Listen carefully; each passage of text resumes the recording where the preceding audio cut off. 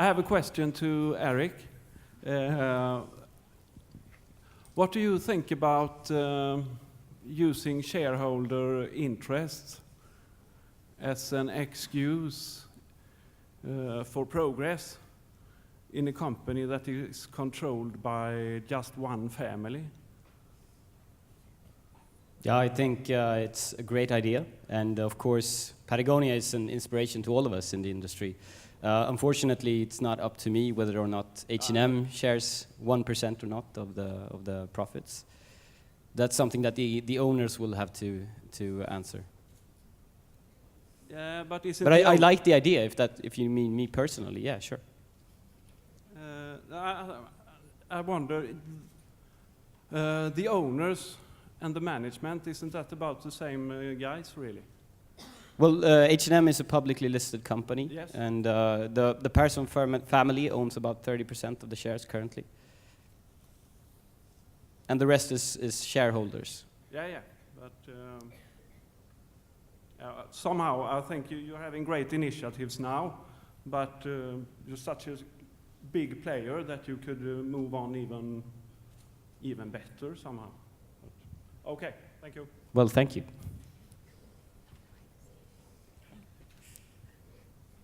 Oh, Helena. Hmm?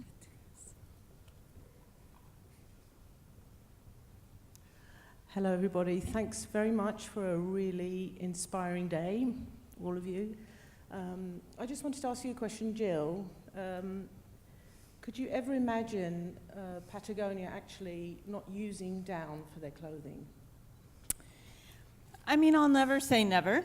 You never know what would happen. But first and foremost, like I talked about, we're really a quality and performance company, and down works really, really well. So from a performance standpoint, it serves a need for what our customers buy. And the day we start to not provide the best usable quality product, then I think is when our days will be numbered. Because first and foremost, people buy our product because it works and it lasts a very long time. On this trip even, I've had, I think, people say, I have this fleece for 25 years. And that's our number one concern. And so we will always strive to make what the best quality and best performing product. And then within those range of raw materials, we try to do the very best job we can there. So people often ask, if I want to be responsible, should I buy cotton or polyester? It's like, well, what are you going to do? Are you going skiing? Don't wear cotton. You'll freeze to death. So wear polyester, but look for recycled polyester. Look for Blue Sign certified fabrics. Look for these kinds of things. So I would never say never to anything, but I also know that I like that we put the performance and quality even ahead of some of the sustainability, and then we have to strive with the sustainability to make it the best we can. Thank you.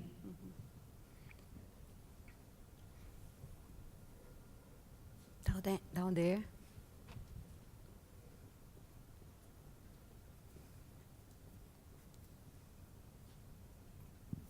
Hi, I'm a minority owner in H&M, and I wish you should.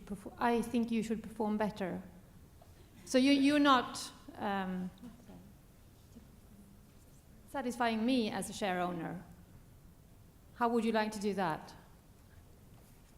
Well, I'm sorry we're not satisfying you. Of course, we at H&M we have a sustainability program that we're very proud of. So I would be interested in hearing more about what you're not satisfied with. If you want to share that right now, or maybe we can have a discussion afterwards, I don't know. I can just give you an example. I have stopped buying jeans for my son because I know he can only wear them for 3 days at school, and then I have to mend them. And that's not sustainability to me. I'm sorry that has happened. What you should definitely do is go back with those jeans to the store and reclaim those those jeans. Now, I don't work with quality personally, so if you want to address that question to someone at H&M, I'm sure I can give you an answer, but I can't answer that question personally. Yeah, and that's not transparent to me. I mean, you know, we want to give you an answer. I'm just saying that I'm not the right person to answer that question, that specific question about quality. But you should never separate quality and environment. Sorry, you should You never... should never separate quality and environment. No, I Because agree. for me, They, it's they are like connected. what Patagonia said. I have a lot of clothes that I've been wearing for 20 years. I can still wear what I wore when I graduated from high school, which is almost 30 years ago. So, That's great. And I didn't buy that at H&M. Okay, that's great that you have those clothes. But just, I'd be happy to answer a question about my presentation. But if you want an answer to that question, I can make sure that you get one. Just contact me after this, and we'll make sure you get an answer.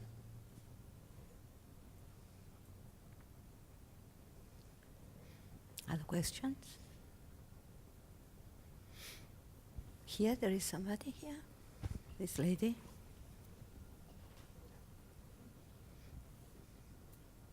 Can you raise your hand so that our student can see you?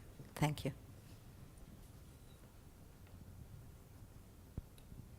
Hi, I would like to ask Baptiste about the Higgs index. How can companies ensure that its authenticity is accurate? I mean, they provide a score. Would there be an audit community that assess it? Definitely, there will definitely be a verification protocol that will be implemented.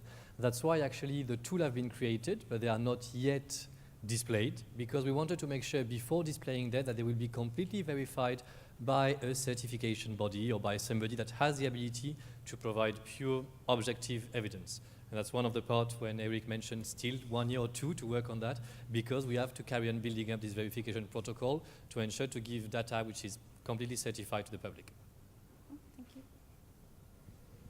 Can you give eventually any information about when you think Yes, that this process? Technically, the idea will be, the aim there is still discussion on it, but technically by 2017 we could have on the product something like that, and sometime before for others, depending.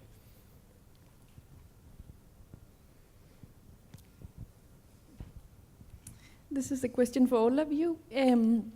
What competences and knowledge do you think is the most important that the students in fashion should have in order to make sure that the fashion industry can be a more sustainable one in the future? What competences and knowledge do you think is the most important for them to have and to learn? And to whom do you want to? Okay. Okay, I'll start first. I think the most important thing that every student has to believe that they can make change happen.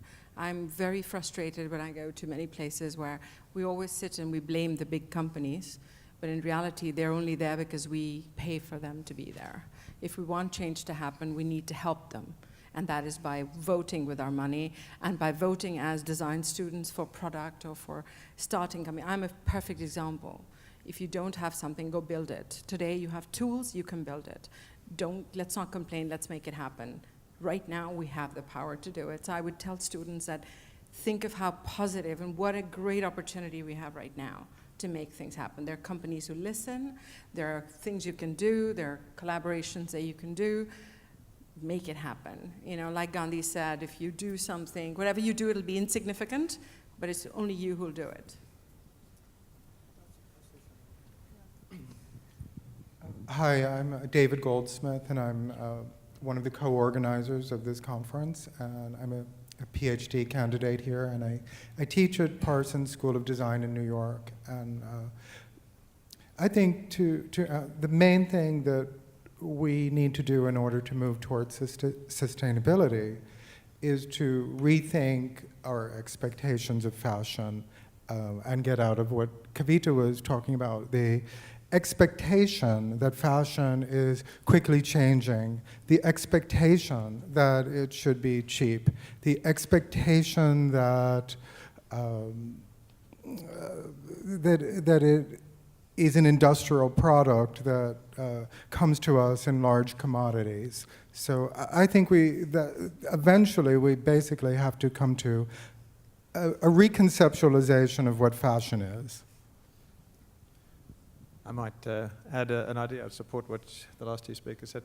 I think that I'd like fashion designers to have a good grounding in eco-design principles, because I think that it's very easy to get sucked into the notion that, well, this is this is a bio product, or well, that's a recycled product, and so it must be good. But it's possible that the recycling process involves a whole lot of energy or a whole lot of water. It's possible that that other assessments that are done very qualitatively can mislead us as to the true environmental consequence of using a certain product. So I'd like it if designers weren't necessarily experts in how to create the tools, but had a good set of quantitative tools they could use and were educated in using.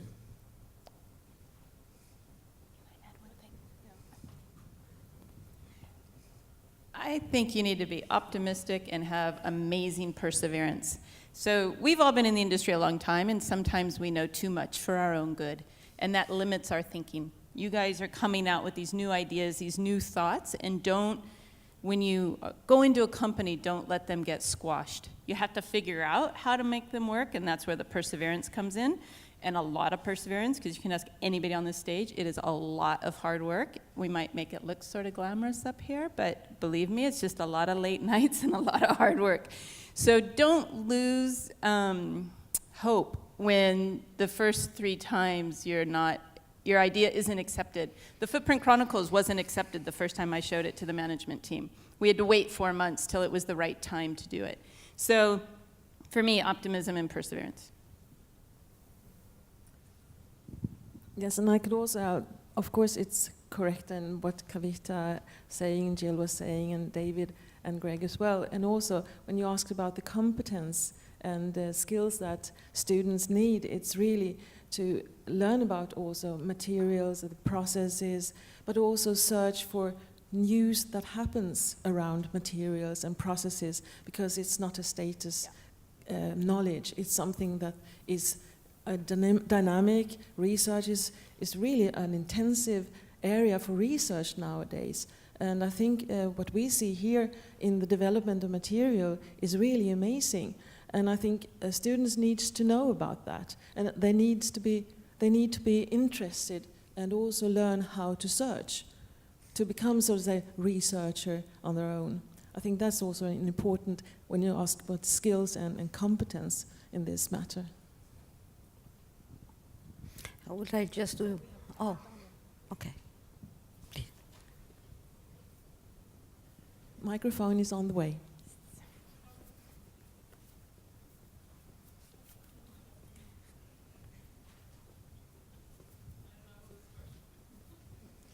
You have to fight about it.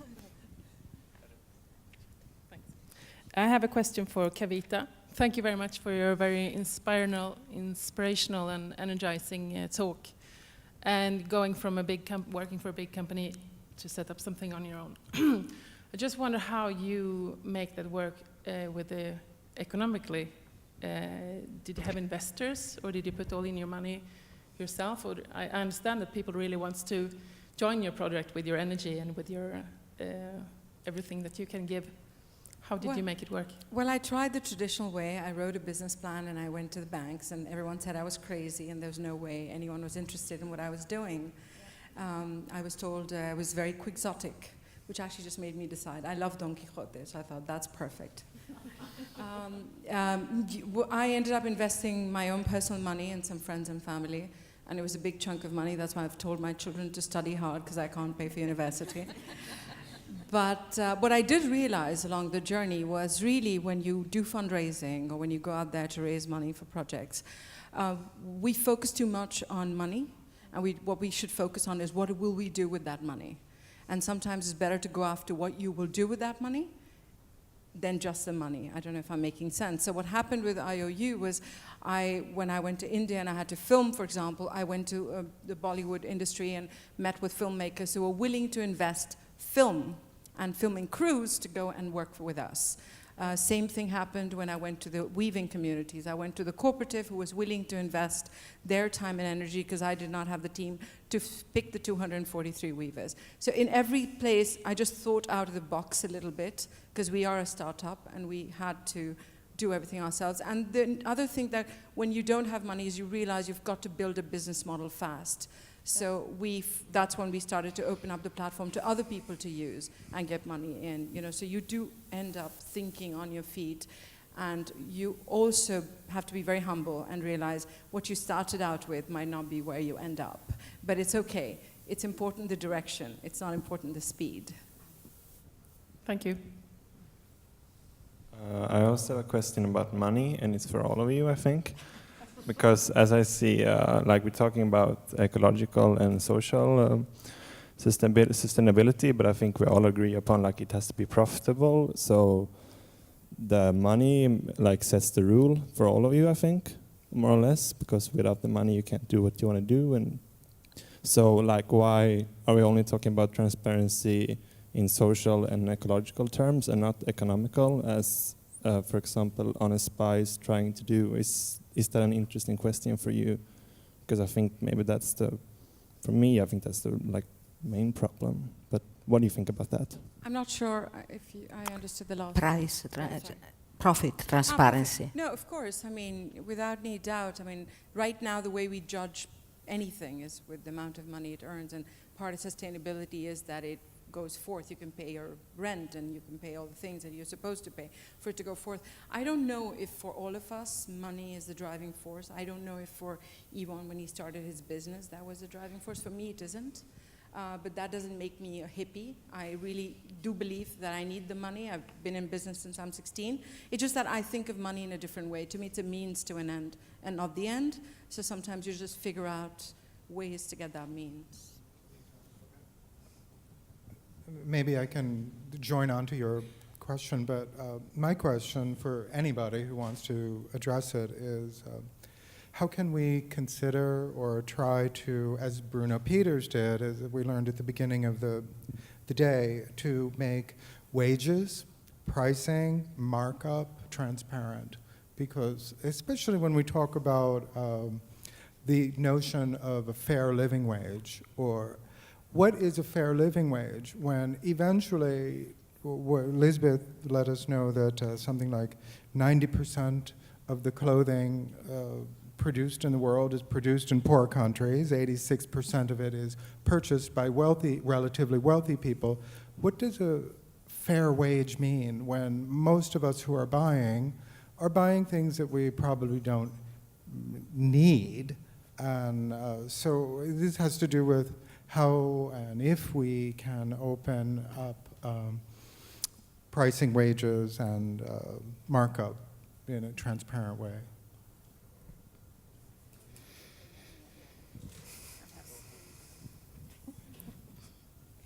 So it's an interesting question, and I would say partly the answer is one step at a time.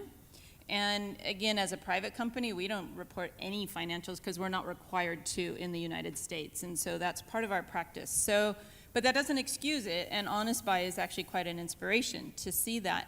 But David, you bring up a good point on wages, and during the Footprint Chronicles, we tried to figure out how could we be more transparent around some of the social challenges and not just environmental.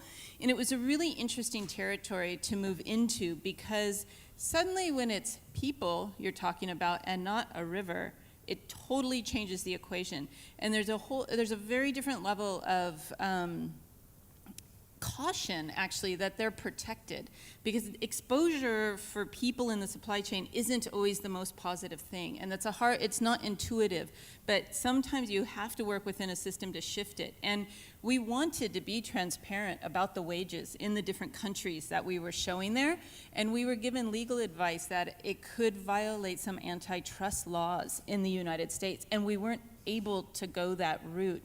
So then we started, okay, let's go a different way. How do people define fair wage? Let's put what the fair wage is by some cited definition somewhere, but there was no agreement on what was a fair wage in all these countries when we were talking about it. Everybody has what we found at the time, and honestly, we haven't gone back to look at it in the last couple of years, but we found a lot of different ways to calculate what that living fair wage was. So we went a little bit of a different direction and started to introduce fair trade products into our supply chain. And this season we have 10 or 15, I should know this, I don't. But the most important thing is next fall we'll have 165. So it's a really large shift, and that we found to be the best strategy to actually get a better wage to people in the supply chain than trying to go the other route, which we did with transparency, and we kept getting stopped with wherever we hit. So that was our story on it. I would like to go back also to your question about the profitability in the company, because I think that also was an issue, because if you have these kind of, I mean, enthusiastic people who start something with a dream to do it differently, and you are so much into the idea, but then in the end, as you say, you need also to make some money to continue with it. And I don't know how you started, but I've often seen that companies, when you have this kind of enthusiastic person, they also have a friend or a partner who is then a little bit more taking care of these more boring stuff that needs also to be considered so that you can continue. But I don't know how you did it, if you had some partner who actually helped you with the other side, the bureaucratic or... Without doubt. Yes, I'm lucky enough. My husband is an engineer, and he has an engineer's brain. So he did all the financial part of it. But at the same time, he is also a dreamer, because we had to go and put our house down to get the money. So that was a big one. And I think, we give too much, to me personally, the conversations become too much about money and very little about value. Because, I think we're at a point where in our society, money obviously doesn't solve all the problems, because otherwise there would be no problems in the big first world. I see happier people sometimes in third world with little money. I think it's just also the way we talk about money. So, I am very much about profit making. We definitely charge profit in every single step that we add value. We do charge for it. We're not a non-profit. In fact, I did not want to be a non-profit. And just coming to a very interesting point, what you said, which for a mass little company, we had an experience. We wanted to put all the weavers online so that they could see what was selling. Now, what does that mean? A weaver who sells fabric at very low price, ending up seeing that a shirt was selling at 70, 80, or 90 euros. We wanted them to understand that the guy in Italy was charging 20 euros to make the shirt. Why was the guy in Italy charging 20 euros to make the shirt and them getting 5 euros per meter fabric? So it was a very interesting conversation, but what we did realize, that at least that we have to get rid of our first world ideas that we think that these people don't understand. Let me tell you, they're very smart about money. They're smarter than most people in the first world. So we went back and we showed them how it worked. We showed them how we could increase their living standard by selling in a certain way.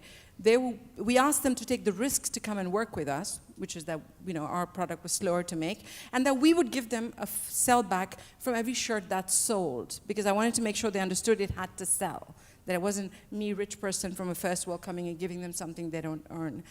And the cooperative got very upset with us, because they said we were screwing up their standards and we were going to cause a problem. Cooperative of 350,000 weavers, we're only working with 250. And we actually have managed to change that. Because of what we were paying extra, the cooperative has organized itself to get paid extra from their other customers themselves. So sometimes I think you can be helpful as a catalyst to have change, but with all the respect of putting your head down and saying, I have to listen and understand, because you don't know what the situation is on the ground. So yes, it's a very tough question to answer. I have sort of a comment.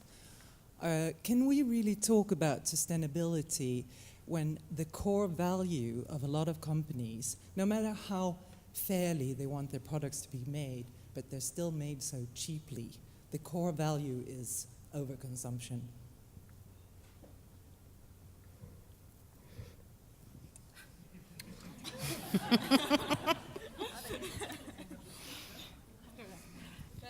So we did try that with this Don't Buy the Jacket, right? And that was, it really was an honest attempt to bring that conversation into the marketplace. And as a person who now has worked on this stuff for 20 plus years, I believe it is absolutely the heart of the issue. And when you look at how much is produced, it's frightening, actually. And I've spent a lot of time in dye houses and fabric mills, and they're all really proud to say what their annual output is. And I think, oh my gosh, you're one mill in one country on this planet. And it's a little mortifying in there. So I don't know the answer whatsoever. I'm more validating your question, that consumption certainly is that. And somebody said it here that as consumers, we have control over that, right? We can choose to buy less. That's our choice. If we choose to keep buying more and more, that's our choice as well. And so what we try to do, I would say, of everybody on this stage is bringing information that allows consumers to make an educated purchase. So understand there's all this waste behind these products in the supply chain. Understand people's are working very long hours because they're scrunched on a Christmas deadline. Those are real issues in our industry. That geese are treated really poorly so that we can have foie gras and down. So, I mean, there's so many issues out there, but I honestly think that companies are gonna make what you buy. It's as simple as that. And any complaints you have about any of us sitting on stage, we are the leaders in the industry. And we sit in front of, we're part of a very large industry that isn't necessarily the most sophisticated on the planet. It's a lot of ways people come into production, into industrial production in different countries. And so the companies that aren't trying, please don't buy from them because they're taking advantage of the non-sophistication of the industry. And I've even heard stories, like when there's a news story of a bad, a brand gets called out because there's a bad mill, there's brands that go to that mill saying, they must be cheap. I'm gonna go and give them business because I know I can do better. And so don't underestimate the value or the power you have as a consumer. Whether it's writing to the CEO of H&M because you're not satisfied as a shareholder. Eric's not in a position to do that, but he is. Don't be afraid to voice your opinion, both with your real voice and how you're purchasing out there. So, and keep asking the questions, because I think the dialogue is really, really key for people to understand what it is we're doing to the planet by buying so much stuff.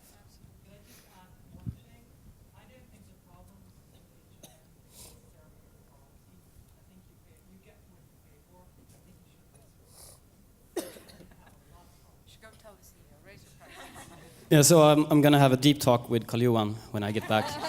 I guess I'm the elephant in the room, and I just want to say that overconsumption is definitely not part of our core values. I mean, we want to show that mainstream fashion can be sustainable. I'm not saying that we're there yet. We still have a long way to go, but we're taking one step at a time. And speaking about elephants, there's something that we used to say in the Sustainable Apparel Coalition is, how do you eat an elephant? Well, one bite at a time, and I think sustainability is like that. So, I mean, we are very humble to the challenges that we're facing, and there's no denying that, there's a lot more we can do. But our vision is that we're going to get there eventually. So, yeah.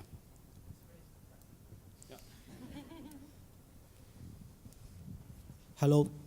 I am Manoj. I am listening about the transparency and the sustainability from morning. It's where are you? Sorry. It is good to listen.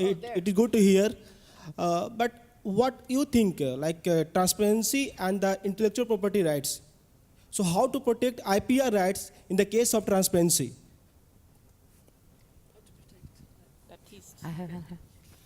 One thing as mentioned regarding sustainability is that all the topics we've been discussing, a lot of them that we've been discussing here are pre-competitive type of discussion. So by definition, when you, for instance, find a better way to engage with your worker as you are doing on fair wage, this is not something that you want to label with a little R or a little whatever deposited as a brevet or whatever. It's something that you just want to share with the other people. So in this type of respects, it's definitely something that you want as many other brands as possible to actually use when you find a better way to work on this side of sustainability.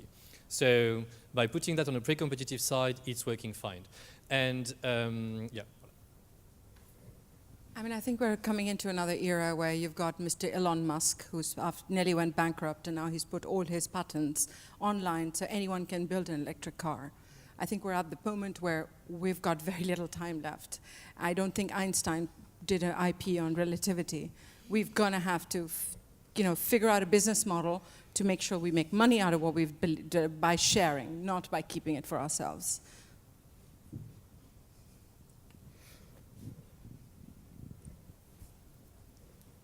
I have a very concrete question for Imola. When will that happen? that you will legislate in terms of labeling, sustainability, at least on an environmental dimension? Thank you for this question. Actually, it's very hard to answer. I mean, fundamentally, what I would first of all like to underline is that right now we are in a real pilot mode. And this is important for us because maybe it's even a bit innovative in the Commission's history that we are trying to see what exactly the tool can do that we have in our hands before going, okay, we're going this route and this is the policy and you just figure it out. So we really want to understand because there are a lot of challenges around it. I mean, maybe when one makes a short presentation, it might seem a bit simple, but it's not at all. In order to get it to be simple before, you have to resolve a lot of technical challenges. And this is what we are currently doing together with all the volunteering industry.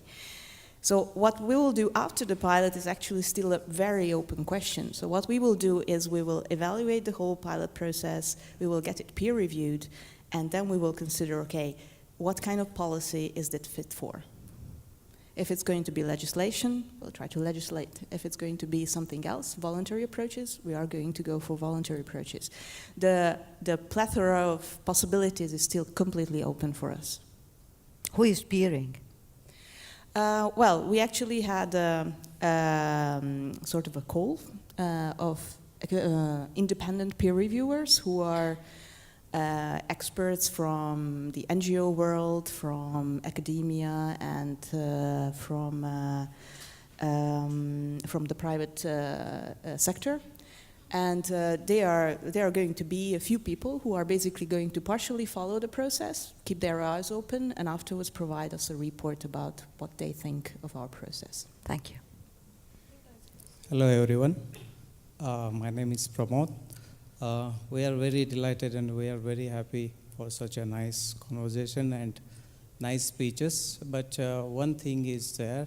Since last year we are somewhere studying the sustainability. It is like a brainstorming, but still we are unable to reach at the, what we can say, like a compass. We'll have to move with that device because everybody is saying in their own terms. But we will have to somewhere collect our all efforts together and come up with some common terms. Like on the, all the cigarettes have the same word. Cigarette smoking is injurious to health, though they are of different brands. Then why don't we textile industry have the same thing? Overconsumption is bad for health. Yeah, we should put that tag. That's a good one. Sorry, that's a good idea. Overconsumption is bad for health, yeah. We should, that's a good idea. It's very difficult. I think we're talking about an industry that's very, very old, very, very segregated. It sounds like only 5 big companies own it, but then when you go down the supply chain, it's very fragmented. And there's countries involved. It is very complicated. I really do think in the last 5 years, and I'm the one who goes anti, there's been a lot more that has happened. Companies like H&M are sitting there and talking about it, which 5 years ago was impossible, let me tell you, because I tried.